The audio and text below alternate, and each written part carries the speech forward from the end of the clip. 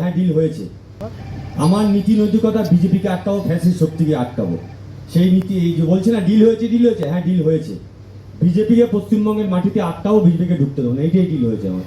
এবং যারা নীতি নৈতিকতা বলছে, প্রতিকুর রহমানকে বলতে পারে, আরে আমরা তো যখন সিপিআইএমে ছিলাম তৃণমূলকে বিজেপি বলে অনেক রটিয়েছি। তৃণমূল সেটা ভুল প্রমাণ করার জন্য অভিষেক ব্যানার্জি, মমতা ব্যানার্জি সুপ্রিম কোর্টে গেলেন। আর প্রতিদিন তৃণমূল কংগ্রেস সিপিআইএমকে বলছে বিজেপির বি টিম তোমার ভোট ট্রান্সফার করেছো, সেটা প্রমাণ করার জন্য মোহাম্মদ সেলিম হুমায়ুনের সঙ্গে বসলেন। সেটা প্রমাণ করার জন্য মোহাম্মদ সেলিম ওয়েলফেয়ার পার্টির নেতাদের নিয়ে এসে আলিমুদ্দিনে মিটিং করলেন। সেটা প্রমাণ করার জন্য এসডিপিআই এর মতো প্রকাশ্য সভাতে সিপিএম প্রতিনিধি পাঠাচ্ছেন। তো ফলে পরিষ্কার হয়ে গেছে কে কোন ডিল করেছে।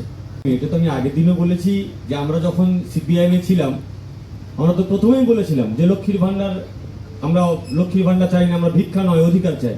তো পরে তো দল বললো ভাই ভিক্ষা নয়, এটা কথাটা বলা ঠিক হবে না, এটা মানুষের মধ্যে রিয়াকশন আছে, আরো ভোট কমে যাচ্ছে। তো পরে গিয়ে আমরা বললাম ভাতা বাড়াতে হবে, আমরা টাকা বেশি করে দেবো।